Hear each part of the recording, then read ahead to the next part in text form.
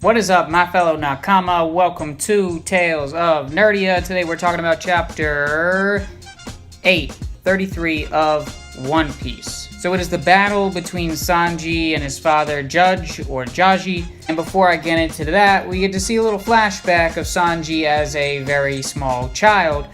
Turns out they are quadruplets, which I didn't know. I'm not sure if that was mentioned before, but they say that they were all born on the same day. So, quadruplets. And damn, were they assholes when they were little kids. You know, the Germa kingdom, you know, they emphasize strength and fighting and raising everyone to be soldiers. But holy crap, like what little shits his brothers and sister were. Damn. Even the dad, when he calls out for help, is basically saying, well, you're a weakling, why should I even help you? I don't even feel like raising you. Jesus.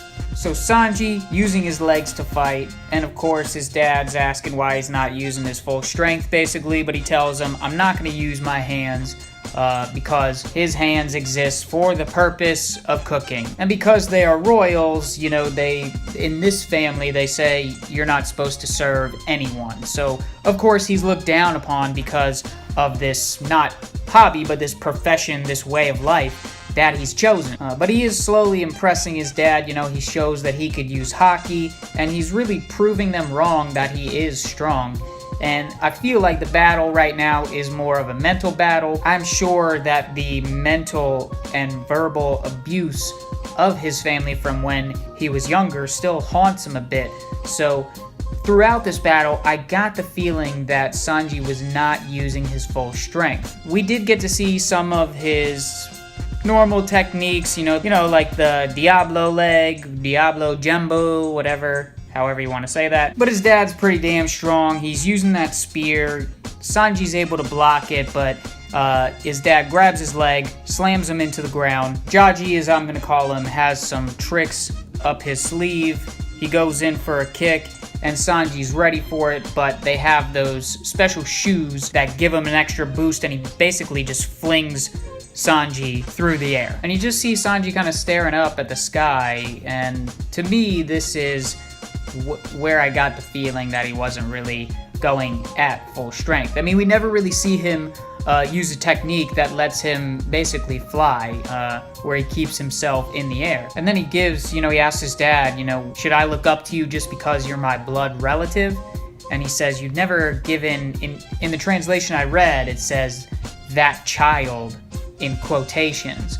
So it's as if Sanji is dissociating himself with the child from back then. So you see part of that mental struggle altogether that Sanji is going through right now. So Sanji kicks it up a notch, no pun intended, and he goes in for an attack, but Jajji calls upon the wall, which is basically just a few of his soldiers, and to Sanji's surprise, he actually uses one of them as a shield and pierces through them with his lance.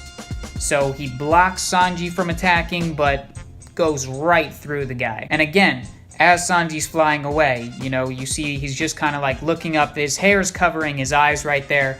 But there's something to that panel where I think he is realizing that his family has not changed from the way that they were before, and he's a bit disappointed in them.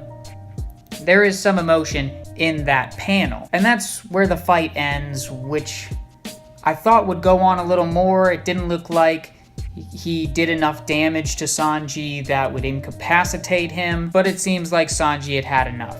So he's recovering, his sister is bandaging him up as he's arguing, going back and forth with his dad more about their issues and how he doesn't want to go through with the marriage. We get some harsh words from Sanji's father here, saying that he didn't want to give up one of his children to Big Mom, but he thought, oh, I have that dud of a son, I could just give him up.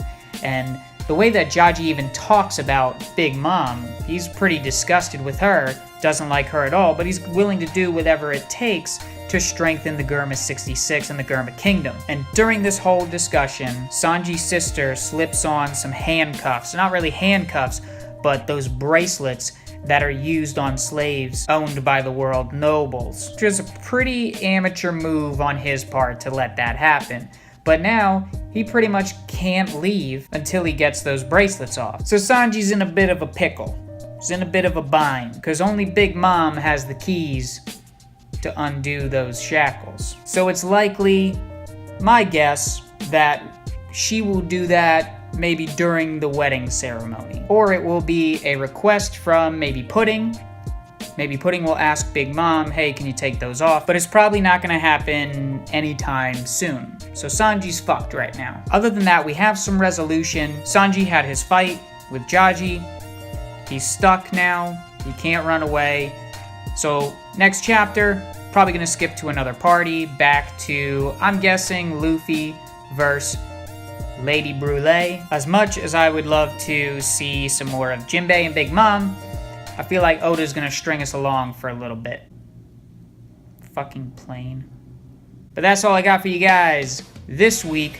Let me know in the comments section, do you think Sanji was going all out in this fight? Because to me, it did not seem like he was. And if you enjoyed the video, of course, I'd appreciate it if you drop me a like, subscribe, check out my Hunter x Hunter reactions, my Boku no Hero Academia reactions, and I've also started doing some theory videos. So I hope you subscribe, and I will see you all very soon.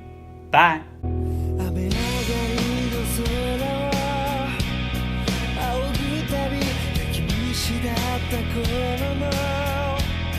僕は